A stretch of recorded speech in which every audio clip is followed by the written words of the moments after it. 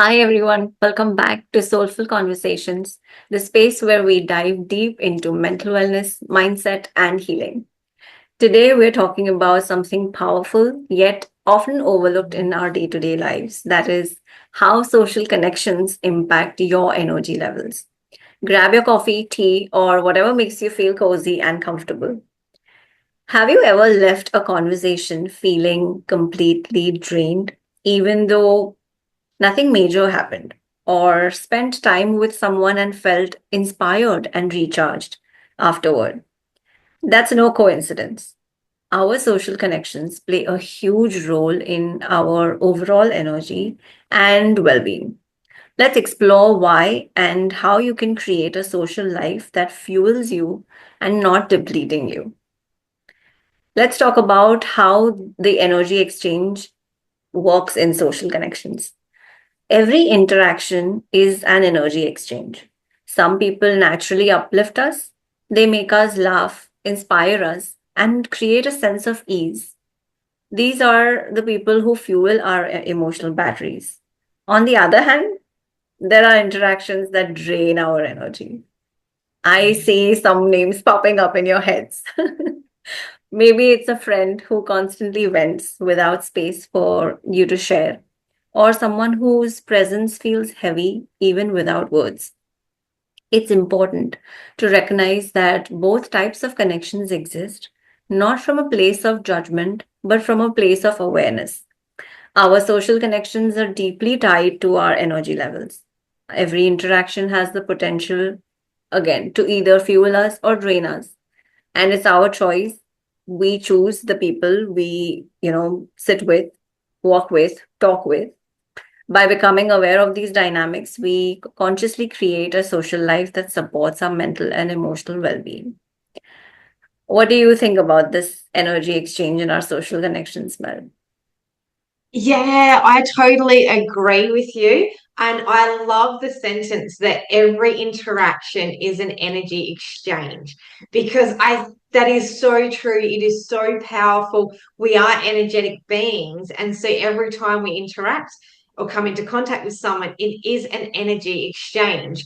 So the question is it nourishing you or is it draining you? Would be the biggest question. So get tap into that and just gauge how are you feeling after spending time with someone. That would be my biggest advice. Like you said, just to be aware of what energy you are feeling or sensing when you're with that person. It's as simple as that.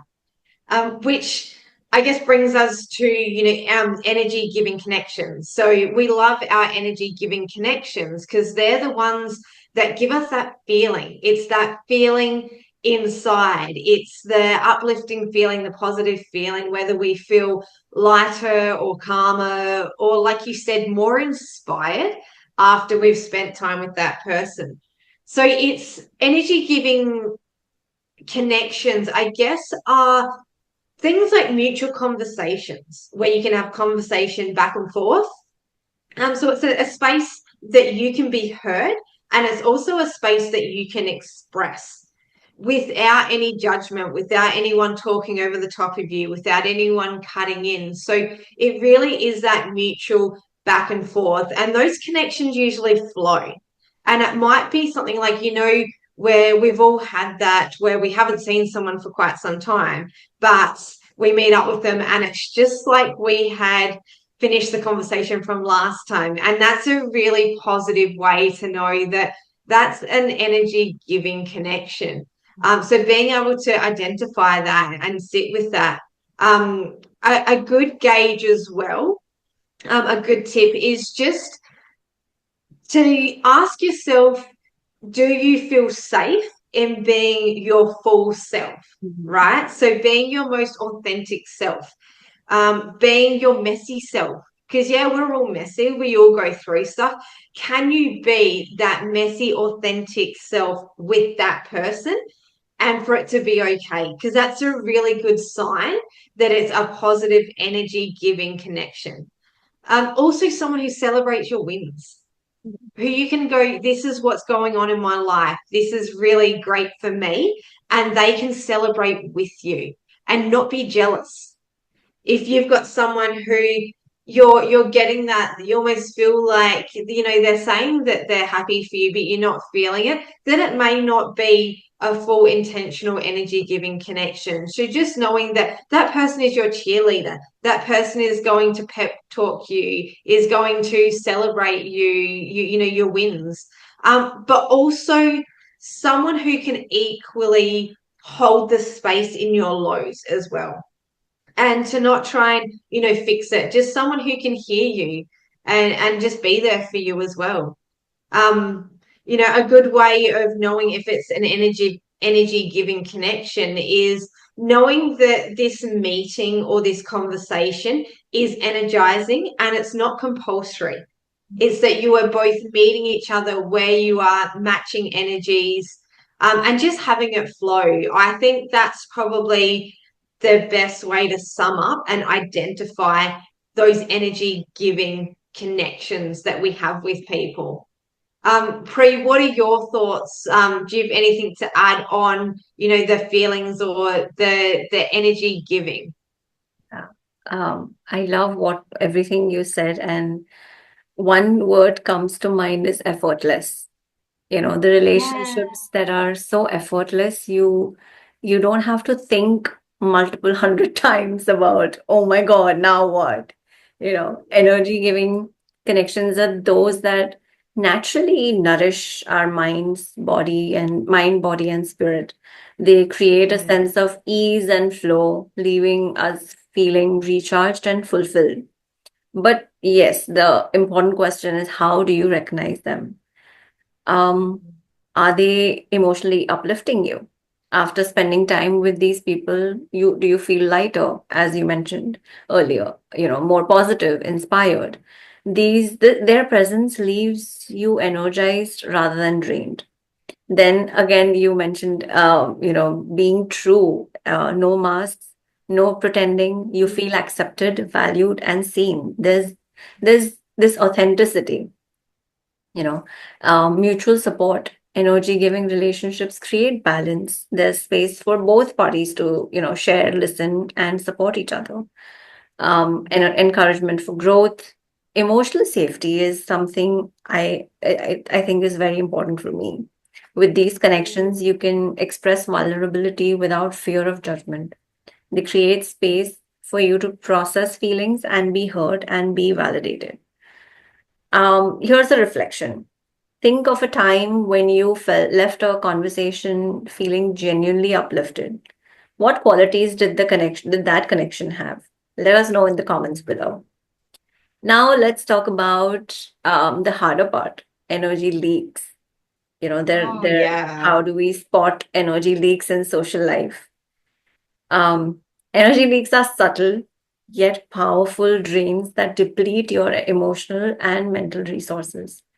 Recognizing them is crucial for maintaining balance. Do you have emotional exhaustion?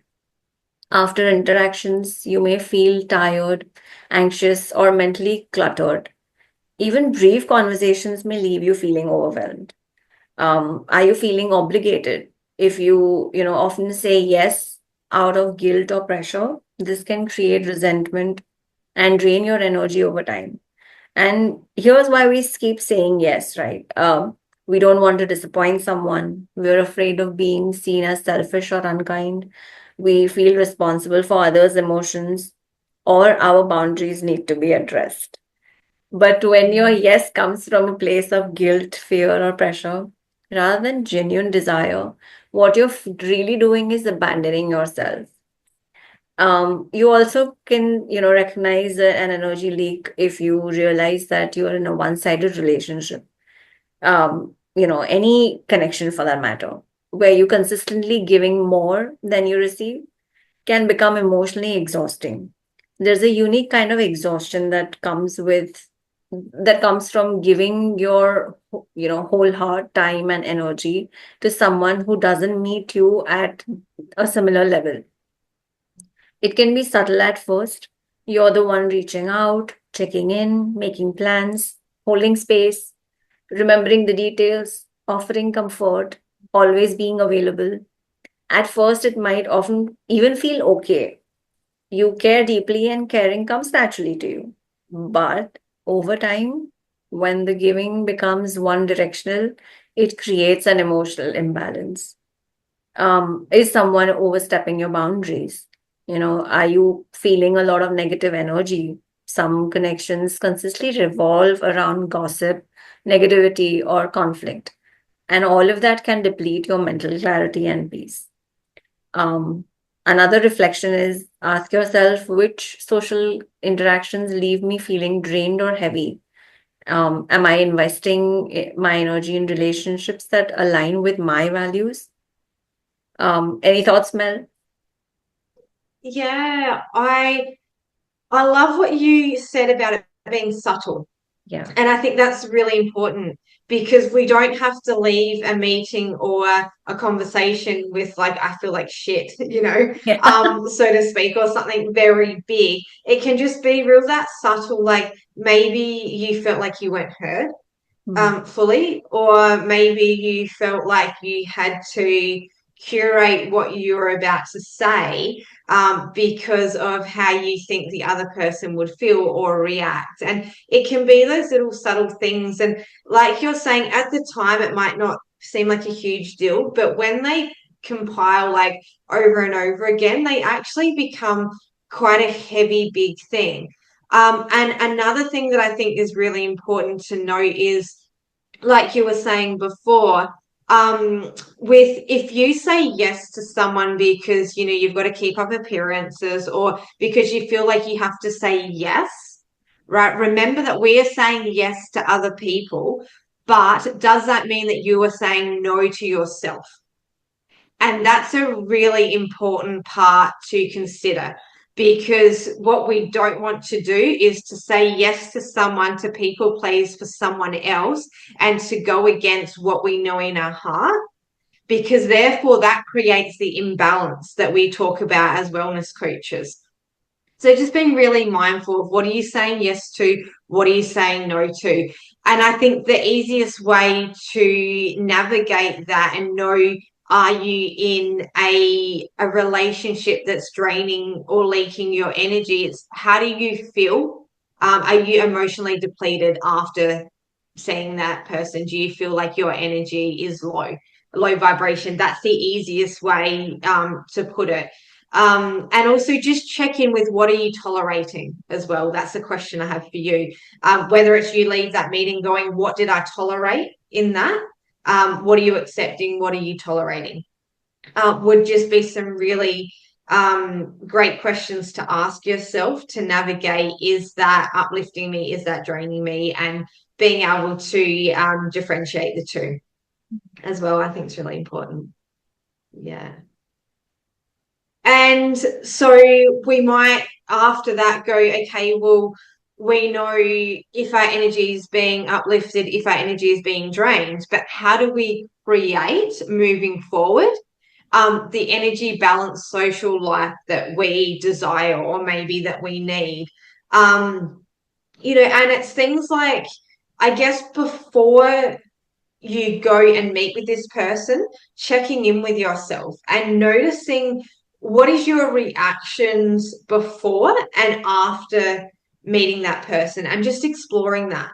Because again, it might be like we spoke about earlier, is are you going to this meeting thinking that you have to keep up appearances, or is it because you feeling that that person wants something from you and that's why they're reaching out? And just really noticing your reaction is a really good way to notice, is this something I'm going to keep or is this something I can like lessen the grip on?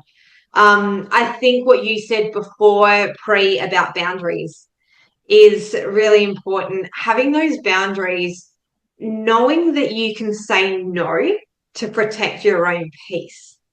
That's a really good way of creating balance there. Because, again, like we said, if you're going against your own internal values or your own internal feelings, what we're doing is creating the imbalance in our bodies, in our life. So, yeah, boundaries. What are you saying yes and no to? Um, Another one is probably quality. And that's something I think that I have understood more as I have gotten older is the quality of the relationship or the quality of the conversation rather than quantity. Mm. So we might know, whether it's true or not for you as we get older, we really hold on to those connections that we really value. And it's not so much about how many people we have in our corner, it's the quality of what type of people. Are they our ride or die people? Are they our cheerleaders? And being really aware of that, of focusing on quality over quantity as well. Another one is recharging your own energy. I think it's really important because we can be social butterflies at times, but we know that sometimes after this, and it's not because we're with energy draining people, it might just be we are becoming exhausted or we need to regroup our energy. Because in a group, you could be the person who is the energy uplifter, the energy builder, right? And so you can be putting out your energy in such a beautiful way. But at what some point, it's like a phone. At some point, you need to recharge your batteries too. So knowing, that you need that time for you, and that's totally fine, is check in with yourself. Do you need to recharge? Do you need to regulate your own energy to then be able to give, as yourself? Yeah, and I think surrounding yourself with people who align with your values is a really big one. If we have relationships, I guess, that aren't so much in line with our values, just say, for if I give an example that you're not drinking or you're not much of a drinker or you're trying to do, dry July or something like that. And you're meeting with friends who, want to go out to the club or to the bar, maybe not in the same values as what you are at that season of your life. So maybe it might be things like finding people who, want to go for walks or want to go to the beach or want to go to a health cafe and have a coffee, and just exploring those connections of who and where are they aligned with your values and your goals as well. Because we know if we're entering into social connections and they're not aligned with our goals, it can kind of just feel like, oh, maybe we're not on the same page or maybe we're not on the same path. So being really aware of, do your values and your goals align with that person that you're socially connecting with? And just, I guess, to wrap it up, to remember that you decide. That is the most empowering thing I can tell you, is you decide where your energy goes. You decide how you disperse your energy, who you give it to, how you recharge your own energy. You're an adult. You decide is the biggest thing that I can tell you. Pre, what are your takeaways to creating that place where you can have a energy giving balanced social life? Yeah.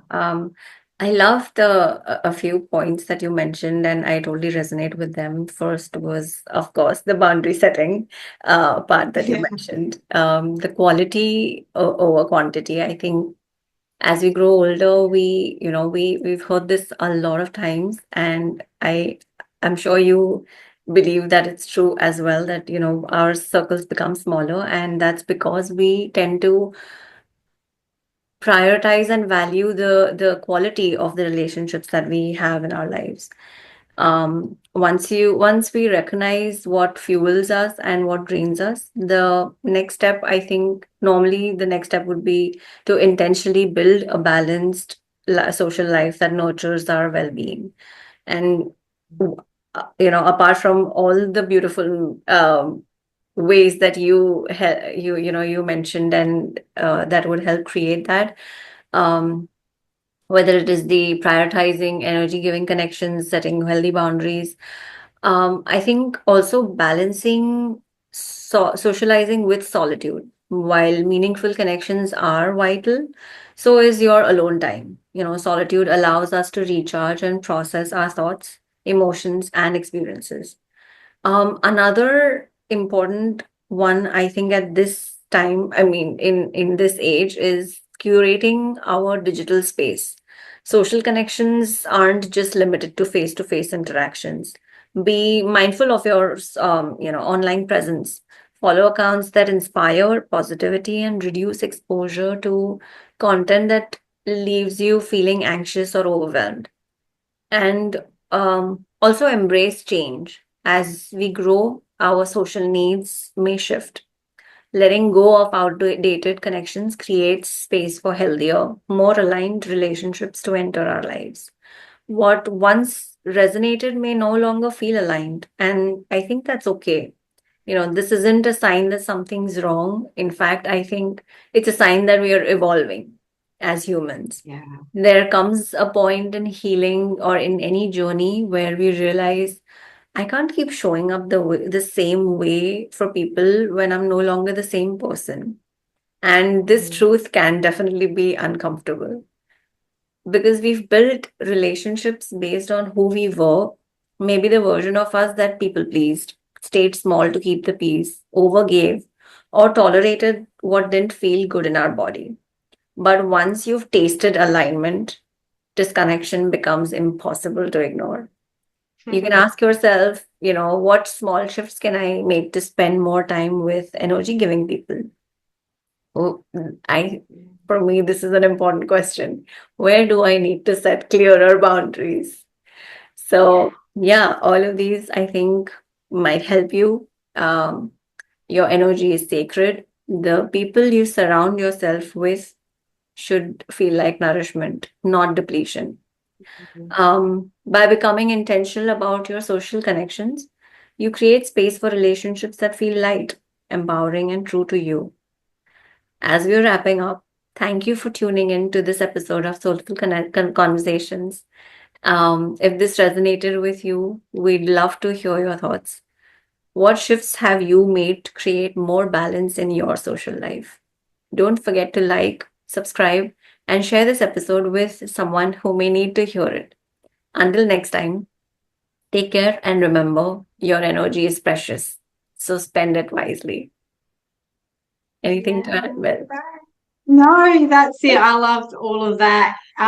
Yeah, like we said, everything you need to know down below. If you hear someone or someone comes to mind, please send it to them because it might just be a little reminder that they need, or send it to someone who gives you the energy and just send them a hey, thinking of you, and you are this person for me. And it's just such a beautiful gift Oh, that you can give to someone else. So, yeah, send it to someone, spread the love, and we will see you all next time. bye.